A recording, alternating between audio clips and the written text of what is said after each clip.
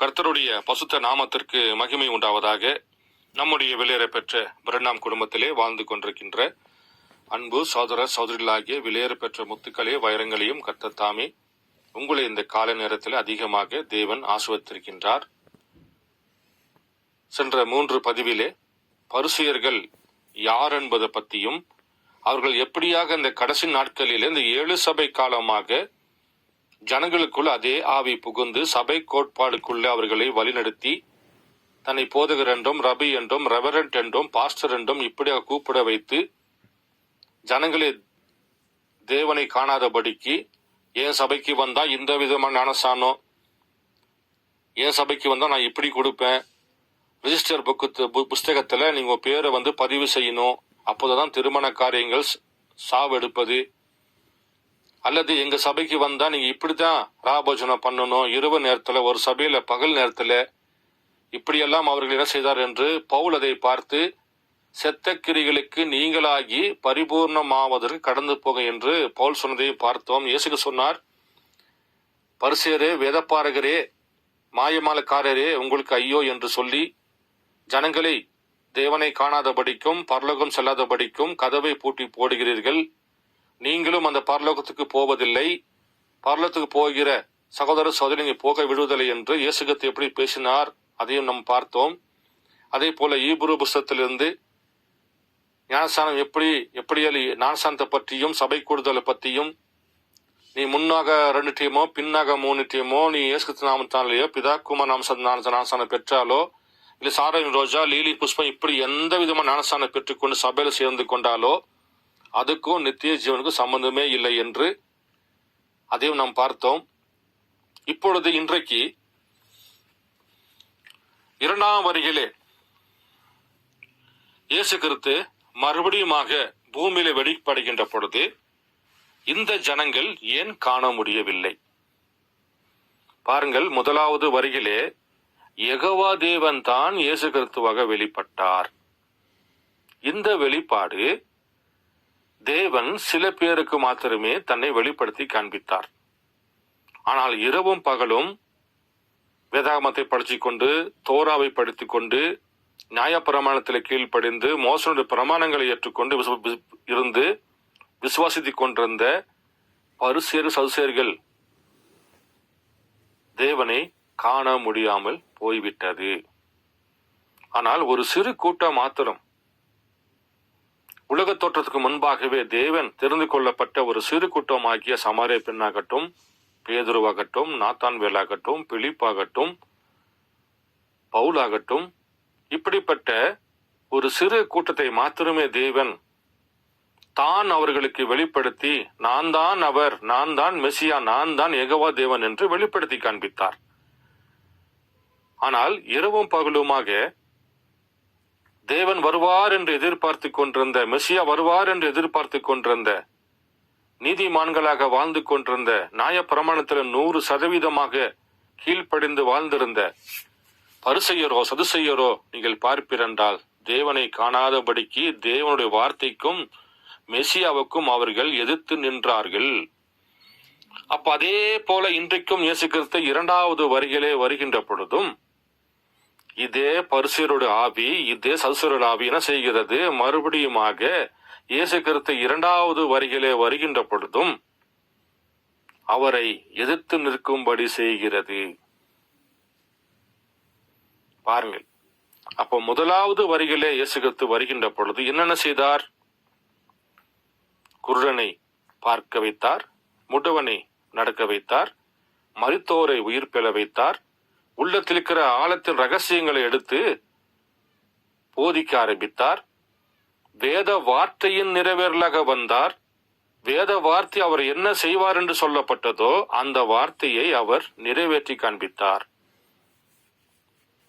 அப்ப இதெல்லாம் நிறைவேறுகிற ஒரு மனுஷன் தான் அன்றைக்குரிய மெசியாவாக தேவனுடைய குமாரனாக இருந்தார் என்று வேதம் போதிக்கிறது. ஏனென்றால் பழைய ஏற்பாட்டு புஸ்தகத்திலே நீங்கள் இயேசு என்ற பெயரை நீங்கள் பார்க்கவே முடியாது, படிக்கவே முடியாது. இம்மானுவேல் சொல்லப்பட்டிருக்கும். பழைய ஏற்பாட்டிலே இயேசு கிறிஸ்து உருவத்தை பற்றியோ அல்லது அவர் எந்த தாயோட வயிற்றிலே பிறப்பார் என்றோ இப்படிப்பட்ட எந்த கருத்தை நீங்கள் பார்க்கவே முடியாது. கண்ணின் வயிற்றில தான் பிறப்பார் என்று எழுதப்பட்டிருக்கும். அவருடைய பேரு இம்மானுவேல் என்று தான் எழுதப்பட்டிருக்கும். இயேசு என்ற பேர் எழுதப்படவில்லை. பழைய ஏற்பாட்டு பைபிள்ல எழுதப்படவில்லை. இயேசு கிறிஸ்து மரித்து உயிர்த்தெழுந்த பிறகு அப்போஸ்தலர்கள் மூலியமாக வேதாகமம் எழுதப்படுகின்ற பொழுதுதான் இயேசு என்ற பேரு தாப்பா யெகோவா தேவனுடைய புதிய நாமம் என்று தான் அப்போஸ்தலர்கள் எழுத ஆரம்பித்தார்கள். ஆனால் புதிய ஏற்பாடு எழுதுவதற்கு முன்பாகவே அப்போஸ்தலர்கள் இவர்தான் கிறிஸ்து என்று விசுவாசித்தார்கள். பாருங்கள், பவுல் நிருபங்களை எழுதுவதற்கு முன்பாக அக்னி ஸ்தம்பத்தில் வெளிப்பட்ட இயேசுவை அவர் அடையாளம் கொண்டு இவர்தான் யெகோவா தேவன் என்று விசுவாசித்தார். தனிப்பட்ட நபராகத்தான் கர்த்தரை தெரிந்து கொண்டார்கள். ஒரு சபையாக அல்ல, ஒரு குடும்பமாக அல்ல, தனிப்பட்ட நபராகத்தான் தேவன் பவுலிடத்திலும் சமாரிய பெண்ணிடத்திலும் பேதுருவினிடத்திலும் நாத்தான்வினிடத்திலும் பிலிப்பு இடத்திலும் நீங்கள் பார்ப்பீர் என்றால் தனிப்பட்ட நபராகத்தான் தேவன் தான் தெரிந்து கொள்ளப்பட்ட பிள்ளையிடத்திலே அவர் தனிப்பட்ட நபராகத்தான் பேசிக் கொண்டிருந்தார். அப்ப அதே தேவன் இரண்டாவது வரிகளே வருகின்ற பொழுது அவர் நேற்றும் இன்றும் என்றும் மாறாத தேவனாக இருப்பதனாலே அப்ப இன்றைக்கு மாத்திரம் அவர் மாற்றிக்கொள்வாரா? மாற்றிக்கொள்ள மாட்டார். அப்ப இன்றைக்கு வந்தால் அவர் என்ன செய்வார்? மரித்தவரை உயிர்ப்பித்து காண்பிக்க வேண்டும். அதுதான் மெசியாவுடைய அடையாளம். உள்ளத்துக்கிற ரகசியங்களை எடுத்து அவர்களுக்கு அவங்க பாவங்களை சுட்டி காண்பிக்க வேண்டும். இதுதான் மெசியாவுடைய அடையாளம். அப்ப இந்த கடைசி நாட்களிலே இயேசு கிறிஸ்துவை போலவே ஒரு ஊழியம் யாருக்கு இருந்தது? அப்படி நீங்கள் பார்ப்பீர் என்றால் அது வில்லியம் மரியன் பிரண்ணாமாக பாருங்கள். தேவன் அவருடைய தலைக்கு மேல எதற்காக அக்னி ஸ்தம்பத்தை வைக்க வேண்டும்? அவர் தோல் மேல எதற்காக அக்னி ஸ்தம்பம் வைக்க வேண்டும்? மேக ஸ்தம்பத்திலே எதற்காக 7 தூதர்கள் தூக்கி செல்ல வேண்டும்? அணிலே வராத இடத்திலே அவர் எப்படி அணிலை சிருஷ்டிக்க பண்ண முடியும்? மரித்து போய் குடல் வந்து வெளியே விழுந்த மீன் 1/2 மணி நேரம் கழித்து மறுபடியுமாக அது எப்படி நீந்து செல்ல முடியும்? மரித்தவர் எப்படி உயிர்ப்பிக்க முடியும்? குருடனை எப்படி பார்க்க வைக்க முடியும்? முடவனை எப்படி நடக்க வைக்க முடியும்? ஒரு சகோதரியுடைய உள்ளத்தில் ஆழத்தில் இருக்கிற ரகசியத்தை எப்படி போதிக்க முடியும்? இதுதாப்பா இயேசு கிறிஸ்து முதல் வரிகளே வருகின்ற பொழுது செய்தி காண்பித்தார். அதே இயேசு கிறிஸ்து இரண்டாவது வரிகளே வருகின்ற பொழுது என்ன செய்யணும்? அதேதான் செய்தி காண்பித்தார். அப்படி செய்கின்ற பொழுது பாருங்கள், ஜனங்கள் அவரை விசுவாசிக்கவில்லை. ஏன் விசுவாசிக்கவில்லை? ஜனங்கள் எங்கே இருக்கிறார்கள்? இந்த பரிசேயர் சதுசேயருடைய கூட்டத்துக்குள்ள இருப்பதனாலே அவரை விசுவாசிக்க முடியவில்லை. முதல் வரிகளை வருகின்ற பொழுது பரிசேயர் சொன்னார்கள், மெசியா எங்க சபைக்கு தான் வருவாரு?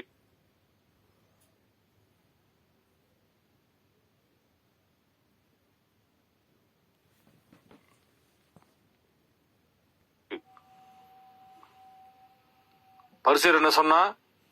மெசியா எங்க சபைக்கு தான் வருவாரு. நாங்கள் தான் உயிர்த்தெழுதலை விசுவாசிக்கிறோம். நாங்க தான் தூதன் இருக்கிறார் என்று விசுவாசிக்கிறோம். நாங்கத்தான் ஆவி இருக்கு என்று விசுவாசிக்கிறோம்.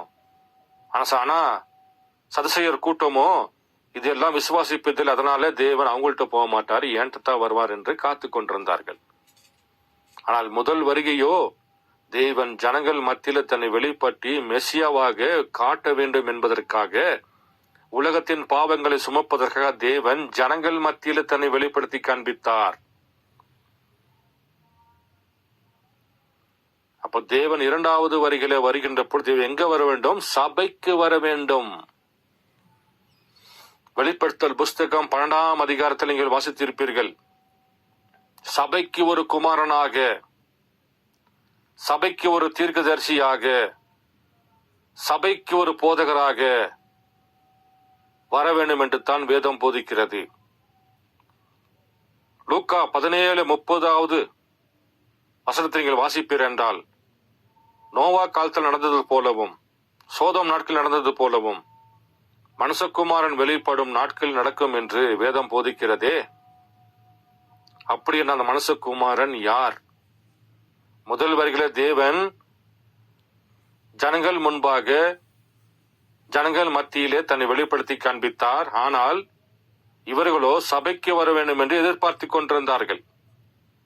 ஆனால் இரண்டாவது வரிகளை வருகின்ற பொழுது தேவன் சபைக்குத்தான் நான் வருவேன் என்று சொன்னார். ஜனங்களோ எல்லோரும் பார்க்கும்படி அவர் வானத்திலிருந்து இறங்கி வருவார் என்று காத்து கொண்டிருந்தார்கள்.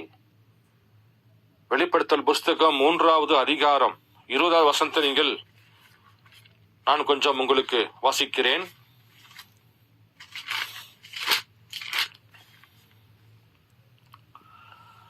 இதோ வாசற்படியில் நின்று தட்டுகிறேன்.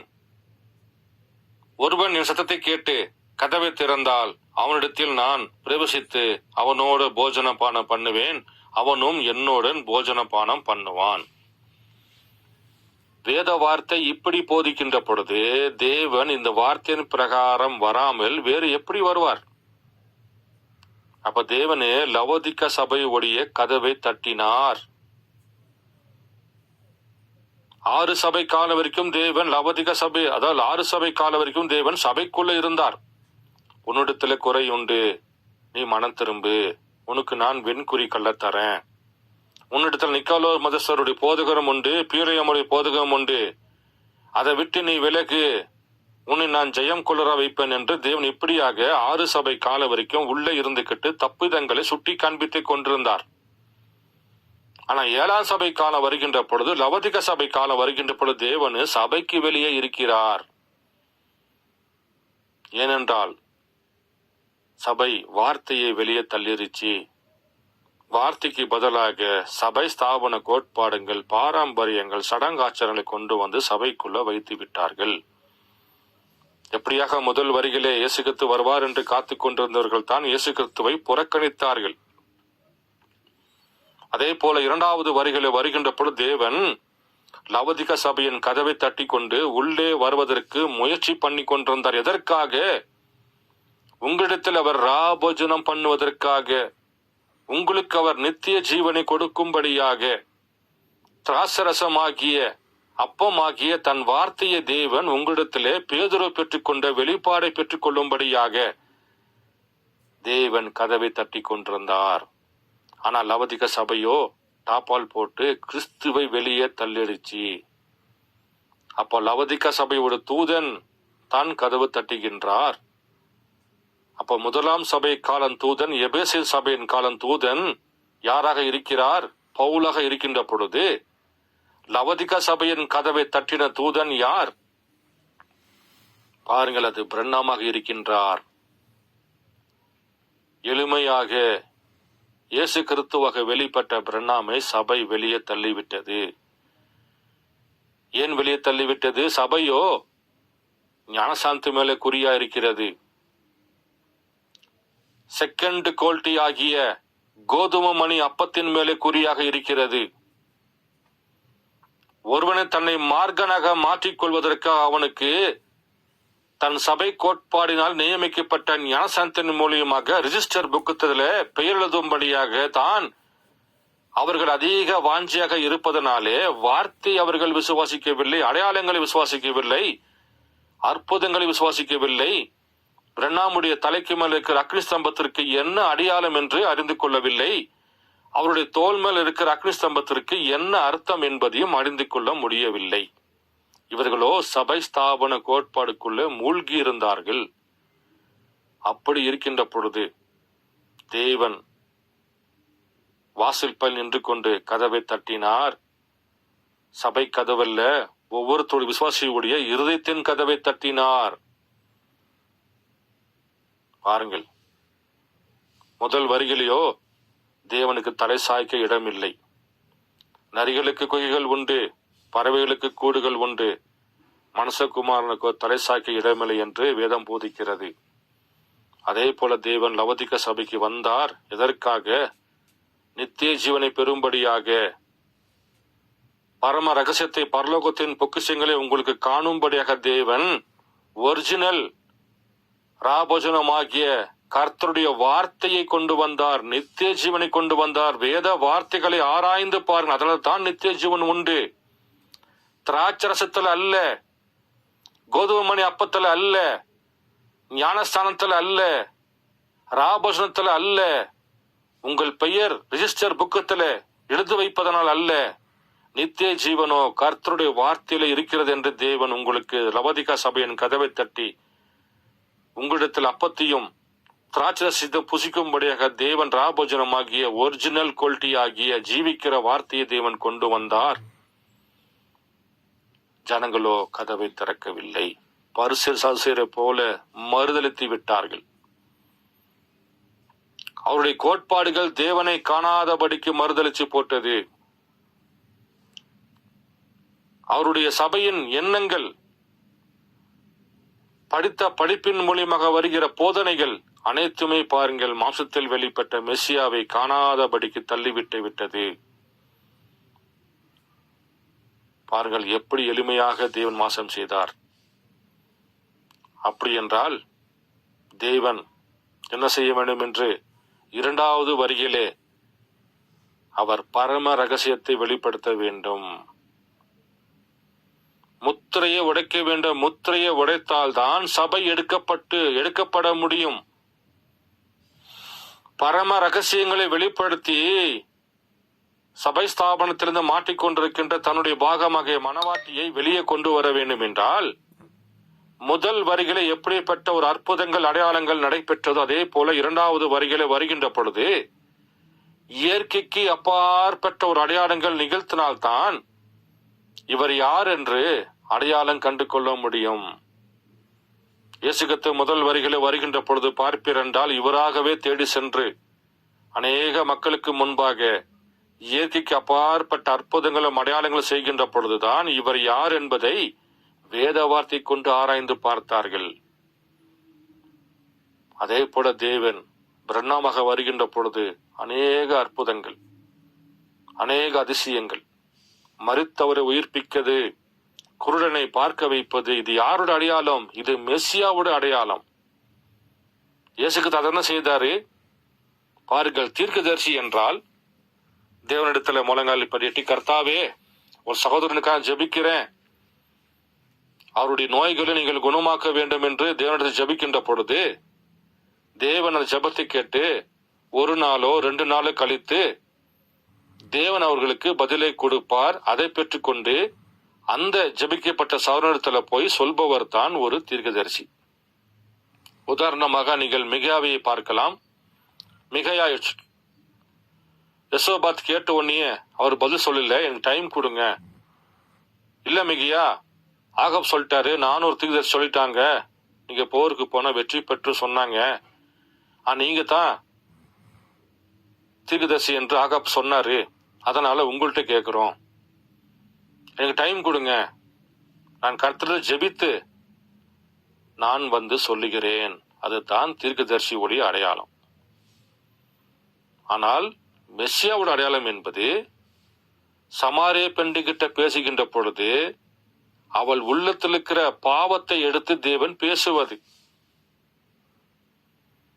ஒரு மனிதனை பார்க்கின்ற பொழுது அவனோட அட்ரஸ், அவங்க அப்பா பேர் என்ன, அவங்க அம்மா பேர் என்ன, எல்லாத்தையும் சொல்லி அழைப்பது தான் மெசியாவோட அடையாளம்.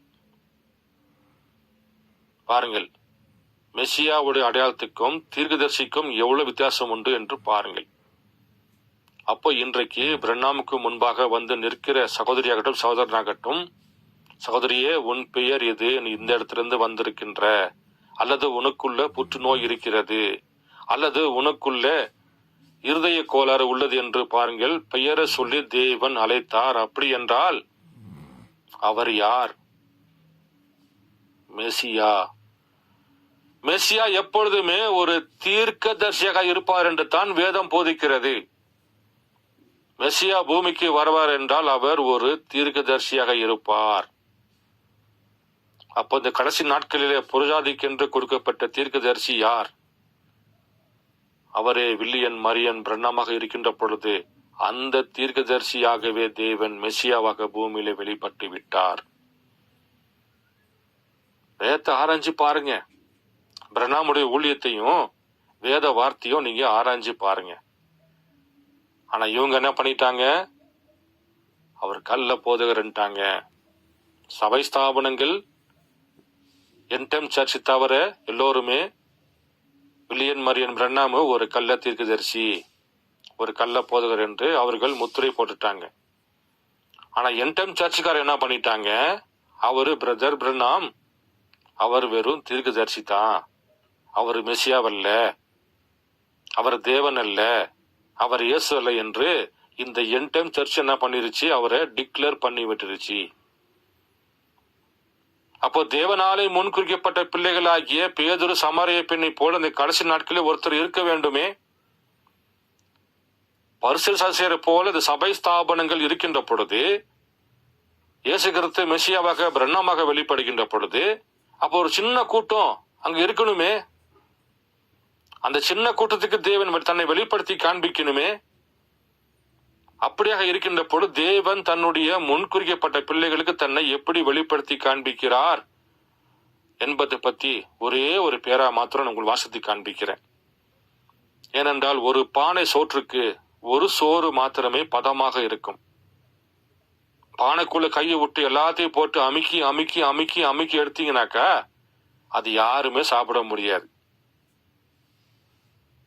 அதே போல ஒரு உண்மையான விசுவாசிக்கு, ஒரு உண்மையான கர்த்தராலே முன்குறிக்கப்பட்ட ஒரு சகோதரனுக்கோ ஒரு சகோதரிக்கோ, அல்லது தேவனாலே முன்குறிக்கப்பட்ட பாகத்துக்கோ, உண்மையான செம்மறியாட்டுக்கோ, உண்மையான புறா குஞ்சிக்கோ, அல்லது உண்மையான கழுகு குஞ்சிக்கோ கர்த்தருடைய ஒரு சத்தம், ஒரு வார்த்தை மாத்திரமே போதும்.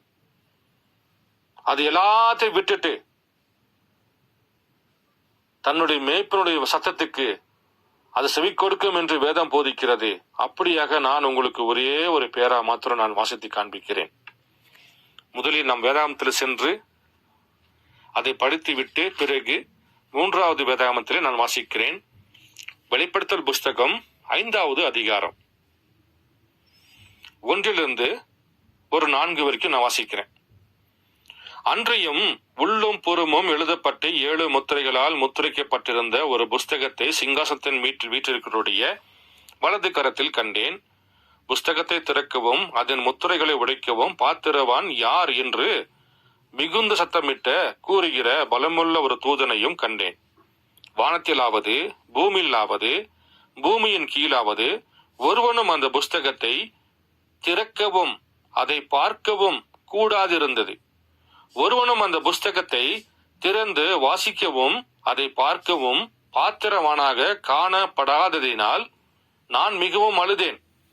அப்பொழுது மூப்பரில் ஒருவன் என்னை நோக்கி, நீ அழவேண்டாம், இதோ யூத கோத்திர சிங்கமும் தாவீதின் வேருமானவர் புஸ்தகத்தை திறக்கவும் அதில் 7 முத்திரைகளையும் உடைக்கவும் ஜெயம் கொண்டிருக்கின்றார் என்றான்.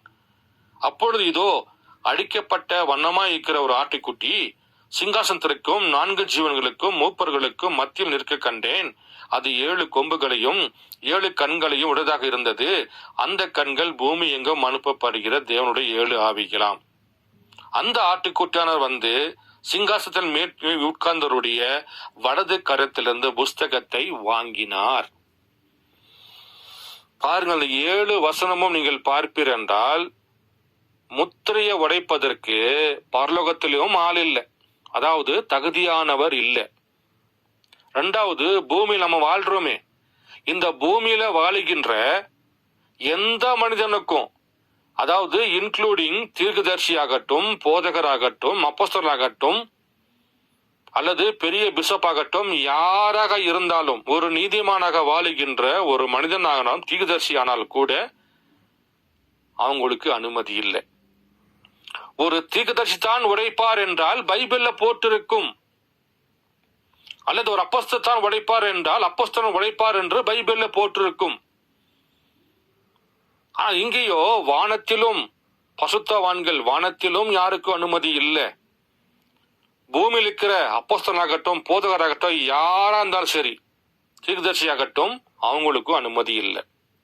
பூமியின் கீழ் காவலுள்ள ஆத்மாக்குள் இருக்கிறாங்களே, பாதாளமாகிய நரகம் இருக்கிற அந்த இடத்திலும் பூமியின் கீழும் யாருக்கும் உரிமை இல்லை. அதை தொடுறதுக்கும் பார்க்கதற்கும் வாசிப்பதற்கூட யாருக்கும் அனுமதி இல்லை. தொடக்கூட அனுமதி இல்லை, பார்ப்பதற்கும் அனுமதி இல்லை. யார் தான் பார்க்கணும், யார் தான் தொடணும், யார் தான் உடைக்கணும்? ஆட்டுக்குட்டியானவர் மாத்திரம்தான் உடைக்கணும். அவர் தான் அதுக்கு பாத்திரவானா இருக்கின்றார். ஏனென்றால் அவர் தான் தன் ஜீவனை கொடுத்தார். அடிக்கப்பட்ட ஆட்டுக்குட்டியாக தேவன். பாருங்கள், 33 வயது உள்ள ஆடு, ஆண் செம்மறி ஆடு. யோவான் ஸ்நானகன் இயேசுவை பார்த்து, இதோ உலகத்தின் பாவங்களை சுமக்கிற தேவ ஆட்டுக்குட்டி என்று சொன்னார். 33 வயது நிரம்பி உள்ள ஆண் கெடாவாகிய அந்த ஆடு அடிக்கப்பட்டு உலக ஜனங்களுடைய பாவங்களுக்கு தன் ஜீவனை கொடுத்து, அவர் மனிதனுடைய ஸ்தானத்தை பாவி என்று அவர் ஏற்றுக்கொண்டு தன்னுடைய ஸ்தானத்தை மனிதர்களை தேவன் என்று ஏற்றுக்கொள்ளும்படியாக தேவன் தன் ஜீவனை கொடுத்தார். அந்த ஆட்டுக்குட்டியானவர், அந்த இயேசு கிறிஸ்து மரித்து உயிர்த்தெழுந்த பிறகு பரலோகத்திலும் அவரை ஏற்றுக்கொள்ளவில்லை, பூமியில் ஏற்றுக்கொள்ளவில்லை. அவர் மத்தியஸ்தராக இருந்தார், பரிந்து பேசிக் கொண்டிருந்தார். எதுவரைக்கும்? முத்திரைகள் உடைப்பதற்கு முன்பாக பரிந்து பேசிக் கொண்டிருந்தார். அப்ப யோவான் கூப்பிடுகின்றார், சிங்கத்தை கூப்பிடுங்க. சிங்கத்தான் இல்லையே, சிங்கத்தான் அடிக்கப்பட்ட ஆட்டுக்குட்டியா மாறிடுச்சே. 2000 ஆண்டுகளாக அடிக்கப்பட்ட ரத்தம் தோய்ந்து காஞ்சி போய் வடுக்களோடு நின்று கொண்டிருக்கிறதே, அந்த ஆட்டுக்குட்டி தான் வந்து உடைக்கணும். பரலோகத்திலும் ஆள் இல்ல, பூமியிலும் ஆள் இல்ல, பூமியின் கீழும் ஆள் இல்ல. அப்ப யார் தான் உடைக்கணும்? ஆட்டுக்குட்டியானவர் தான் உடைக்கணும். அவருக்கு தான் தொடுவதற்கு உரிமை உண்டு, அவருக்கு தான் பார்ப்பதற்கு உரிமை உண்டு, அவருக்கு மாத்திரம்தான் வாசிப்பதற்கு உரிமை உண்டு, அவருக்கு மாத்திரம்தான் வியாக்கியானம் பண்ணுவதற்கு உரிமை உண்டு. எந்த அப்போஸ்தலனுக்கும் எந்த தீர்க்கதரிசிக்கும் உரிமை இல்லை என்று தான் வேதம் போதிக்கிறது. அப்படி என்றால் பிரண்ணாம் தீர்க்கதரிசியாக இருப்பார் என்றால், அப்போ தீர்க்கதரிசியாக பிரண்ணாம் மாத்திரம் எப்படி உடைக்க முடியும்? சிந்தித்து பாருங்கள் என் அன்பு சகோதர சகோதரிகளே. அவர் ஒரு சபைக்கு போதகராக இருப்பார் என்றால், ஒரு போதகர் எப்படி உடைக்க முடியும்? பைபிள் அப்படி சொல்லலையே. தீர்க்கதரிசி உடைப்பார் என்று பைபிள்ல சொல்லலையே. ஆட்டை குட்டியானவர் தானே உடைக்க வேண்டும். அப்ப முத்திரையை உடைச்சு உங்க வீட்டுல வச்சு கொண்டு வாசித்து கொண்டிருக்கிறீர்களே, சபையில எடுத்துக்கொண்டு பிரசங்கம் பண்ணி கொண்டிருக்கின்றீர்களே, இப்ப முத்திரை உடைக்கப்பட்டாச்சே. அப்ப ஆட்டுக்குட்டியானவர் தானே வந்து பூமிக்கு வந்து முத்திரை உடைக்கணும். ஏனென்றால் பரலோகத்துல எல்லாருமே ஆல்ரெடி பசுத்தவான்கள், மீட்கப்பட்ட பிள்ளைகள். சோதோம் குமாராவிலே மாட்டிக்கொண்டு கிறிஸ்துவுடைய வித்துக்கள் உலக தோற்றத்துக்கு முன்பாக முன்குறிக்கப்பட்ட பிள்ளைகள் சபை ஸ்தாபனத்துல மாட்டிக்கொண்டார்கள். இந்த பரிசு சதுசருடைய கூட்டத்துக்குள்ளே, மனிதனுடைய போதனைக்குள்ளே, பாரம்பரியத்துக்குள்ளே, சடங்காச்சத்துக்குள்ளே, சபை புத்தகத்தில் அவர்கள் பெயர் சேர்க்கப்பட்டு ரிஜிஸ்டர் பண்ணப்பட்ட புத்தகத்துல மாட்டிக்கொண்டார்கள். ஒரு கோட்பாடுக்குள்ள மாட்டிக்கொண்டார்கள். இப்படிப்பட்ட பிள்ளைகளை வெளியே கொண்டு வருவதற்கு அவரே மணவாளனாக வந்தால்தான் மணவாட்டியை மீட்டுக்கொள்ள முடியும். அப்போ மணவாட்டி மாசத்துல இருந்துகிட்டு மணவாட்டி சபை ஸ்தாபனத்துக்குள்ள பாவம் செய்து கொண்டு இருக்கிறாரு. மணவாட்டி பாருங்கள், ஒரு உலகத்தாரை போல ஒரு உலகத்துக்குள்ள மாட்டிக்கொண்டிருக்கிறா. அப்ப தேவன் எப்படி வரணும்? ஆவியில வருவாரா? இல்ல யூதனா வருவாரா? இல்ல சமாரியா வருவாரா? தேவன் புறஜாதிக்குள்ளிருந்த மணவாட்டியை தேர்ந்தெடுப்பதனால தேவன் ஒரு புறஜாதி தீர்க்கதரிசி அனுப்புகின்றார். அந்த தீர்க்கதரிசி மெசியாவாக இருக்கிறார். அந்த தீர்க்கதரிசி இயேசுவாக இருக்கிறார். அந்த தீர்க்கதரிசி யெகோவா தேவனாக இருக்கிறார். இது நம்புறதுக்கு ரொம்ப கஷ்டம் தான் உங்களுக்கு. ஆனா செய்தியுடைய வார்த்தை நீங்கள் பேராக்களை படிக்கின்ற பொழுது, மீட்கப்படும் நாளுக்கென்று முத்திரை கொடுக்கப்பட்ட பசுத்தாவை நீங்கள் பெற்றுக் கொள்கின்ற பொழுது, தேவன் பேதுருவில் கொடுக்கப்பட்ட வெளிப்பாடாகிய அந்த திருவக்கோலை நீங்கள் பெற்றுக்கொள்கின்ற பொழுது மாம்சத்தில் வெளிப்பட்ட பிரண்ணாம் யார் என்பதை நீங்கள் அறிந்து கொள்ள முடியும். பாருங்கள், நான் ஒரு பேராவை நான் வாசிக்கிறேன். அதாவது செய்தியின் தலைப்பு நீங்கள் பார்ப்பீர் என்றால், இப்பொழுது காவலில் உள்ள ஆத்துமாக்கள். செய்தி தலைப்பையே பாருங்க, இப்பொழுது காவலில் உள்ள ஆத்துமாக்கள் என்ற செய்தி. வருடம் நீங்கள் பார்ப்பீர் என்றால் நவம்பர் மாதம் 10ஆம் தேதி 1963 souls that are in passion now. அதிலே நான் உங்களுக்கு 151 அதாவது 49 வாசிக்கிறேன். இது ரொம்ப பிரயோஜனமாக இருக்கும். நன்றாக புரிந்து கொள்ளுங்கள். நான் வேதத்தில் வாசித்து காண்பித்தேன். முத்திரையை உடைப்பதற்கும் பார்ப்பதற்கும் தொடுவதற்கும் பூமியில எந்த மனுஷனுக்கும், அப்போஸ்தலனாகட்டும், தீர்க்கதரிசியாகட்டும், போதகராகட்டும், யாருக்குமே அனுமதி இல்லை. ஆட்டுக்குட்டியானவர் தான் அனுமதி. இப்ப அந்த ஆட்டுக்குட்டியானவர் யார்? அந்த பசுத்த ஆவியானவர் யார்? அந்த யெகோவா தேவன் என்பது யார்? நான் வாசிக்கிறேன். 149வது பேரா முதல் வாசிக்கிறேன். ஆட்டுக்குட்டியானவர் வலது கரத்தில புஸ்தகத்தை வைத்துக் கொண்டவரிடம் நடந்து வந்து இந்த புஸ்தகத்தை வாங்கினார். அவர் சிங்காசனத்தில் மேல் ஏறி அதில் அமர்ந்து கொண்டார். அது முடிந்து விட்டது. பாருங்கள், ஆட்டுக்குட்டியானவர் வந்து சிங்காசனத்தின் மேல உட்கார்ந்தருடைய வலது கரத்துல இந்த புஸ்தகத்தை வாங்கிட்டு வந்தவனைய எல்லாம் முடிஞ்சு போச்சு. பாருங்கள், எல்லாம் முடிஞ்சு போச்சு.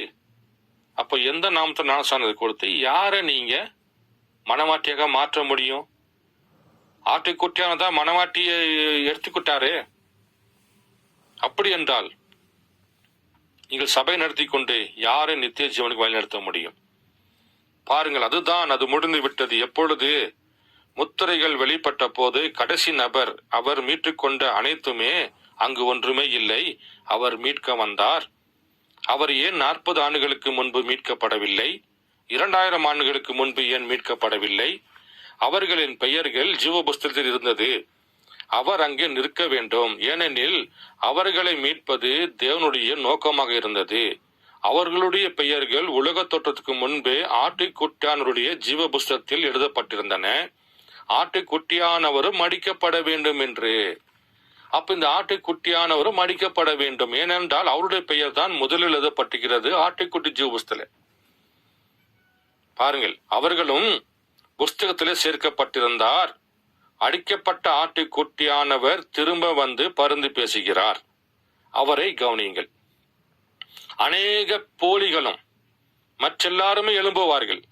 ஆனால் உண்மையாகவே யாராக ரட்சிக்கப்படுவார்கள். ஏனெனில் சபை முன்குறிக்கப்பட்டுள்ளது. கரைத்திரை அற்றவளாய் அவள் அங்கு இருப்பாள். ஆட்டுக்குட்டியானவர் அந்த நோக்கத்திற்காகவே மரித்தார். அந்த புஸ்தகத்திலுள்ள கடைசி பெயர் மீட்கப்பட்ட போது ஆட்டுக்குட்டியானவர் வந்து அந்த புஸ்தகத்தை வாங்கினார். அதை செய்தது நானே. பாருங்கள் அன்பு சகோதர சகோதரிகளே, பிரணாம் சொல்றாரு, நான் தாப்பா அந்த ஆட்டுக்குட்டியானவராக முத்திரையை எடுத்தேன். நான் தாப்பா அதை கொண்டு வந்து பூமியில உடைச்சேன். வேத வார்த்தை கொண்டு இது ஆராய்ந்து பாருங்கள். அப்படி என்றால் வில்லியன் மரியன் பிரணாம் தான் ஆட்டுக்குட்டியானவராக 2வது வருகையிலே மெசியாவாக இயேசு கிறிஸ்துவாக யெகோவா தேவனாக வெளிப்பட்டிருக்கின்றார். பாருங்கள், மறுபடி வாசிக்கிறேன். அந்த புஸ்தகத்தில் உள்ள கடைசி பெயர் மீட்கப்பட்ட போது ஆட்டுக்குட்டியானவர் வந்து அந்த புஸ்தகத்தை வாங்கினார். அதை செய்தது நானே. நான் தாப்பா செஞ்சேன். நான் தாப்பா அந்த புஸ்தகத்தை எடுத்தேன். நான் தாப்பா அந்த ஆட்டுக்குட்டியானவர். அதனால் தாப்பா நான் தாப்பா இந்த பூமியில முத்திரைய உடைக்க முடியும். பாருங்கள், வார்த்தை நிறைவேறிச்சா? யோவான் 5ஆம் அதிகாரம், வானத்திலும் பூமியிலும் பூமியின் கீழும் யாருமே அனுமதி இல்லை. தீர்க்கதரிசியோ போதகரோ அப்போஸ்தலனோ யாருக்கும் உரிமை இல்லை. பரலோகத்தில் இருக்கிற பசுத்தவான்களுக்கே உரிமை இல்லை. ஆட்டுக்குட்டியானவருக்கு மாத்திரம்தான் உரிமை உண்டு. அப்படி என்றால் ஆட்டுக்குட்டியானவர் தான் பூமியிலே முத்திரையை உடைச்சி சபை ஸ்தாபனத்துல மாட்டிக்கொண்டிருக்கின்ற தன்னுடைய பாகமாகிய மணவாட்டியை மீட்டுக் கொள்ள வேண்டும் என்றால் மணவாளனாகிய அந்த ஆட்டுக்குட்டியானாகிய அந்த பசுத்தாவியானவர் தான் பூமியிலே நடமாடக்கூடிய மனிதனாக ஏற்கனவே இயேசு கிறிஸ்து போல வந்தாரே, அதே போல இரண்டாம் வருகையில எளிமையாக அதே ஆட்டுக்குட்டியானாக இயேசு தான் மெசியாதான் பிரண்ணமாக வெளிப்பட்டு முத்திரையை உடைத்தார். அப்போ இந்த பிரண்ணாம் தான் முத்திரையை உடைத்தார், அவர் தான் ஆட்டுக்குட்டியார் என்று சொல்வோம் என்றால் வேத வார்த்தை நிறைவேறிவிட்டது. இல்லப்பா அது பிரண்ணாம் உடைக்க முடியாத தீர்க்கதரிசி என்று சொன்னால் வேத வார்த்தை பொய்யாயிரும். ஏனென்றால் ஆட்டுக்குட்டியானவர் தான் உடைக்க வேண்டும் என்று வேதம் போதிக்கிறது. அப்படி என்றால் ஆட்டுக்குட்டியானவர் வந்தால் தான் உடைக்க முடியும். அப்போ உடைக்கப்பட்டது என்றால் அது ஆட்டுக்குட்டியானவர் தான். இதற்கு மறுப்பு சொல்வதற்கு ஒன்றுமே இல்லை. விசுவாசிக்கிற பிள்ளைகளுக்கு மாத்திரம்தான் இது புரியும். பரிசேயர் போல சதுசேயர் போல சபை ஸ்தாபன கோட்பாடுக்குள்ள வாழ்ந்து கொண்டிருக்கிற பிள்ளைகளுக்கு, முன் குறிக்கப்படாத பிள்ளைகளுக்கு இந்த போஜனம் மிகவும் கடுமையான போஜனம். இது அவர்கள் வயிற்றிலே ஜீரணமாகாது.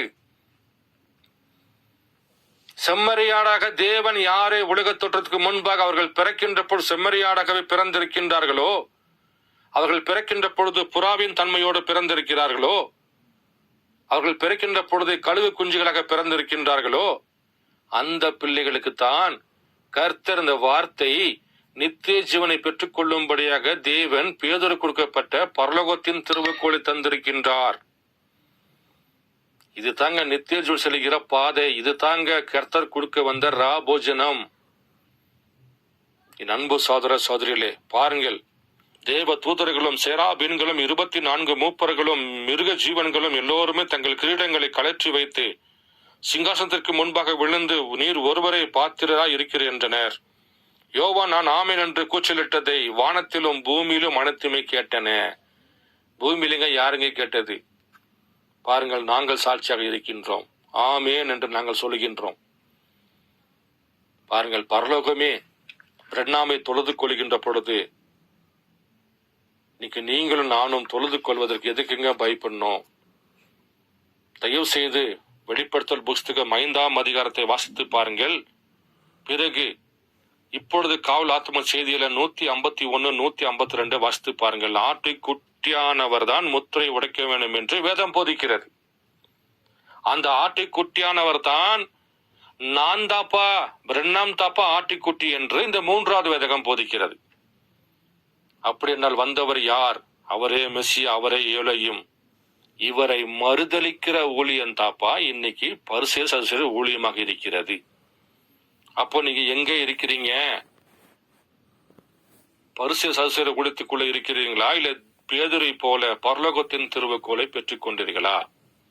இன்றைக்கு வெளிப்படுகிற அனைத்து ஸ்தாபனங்களுமே இவரை மறுதலிக்கிற அனைத்து விதமான கூட்டங்களை நீங்கள் பார்ப்பீர் என்றால் அவர்கள் சதுசேயராகவும் பரிசேயராகவும் இருக்கின்றார்கள்.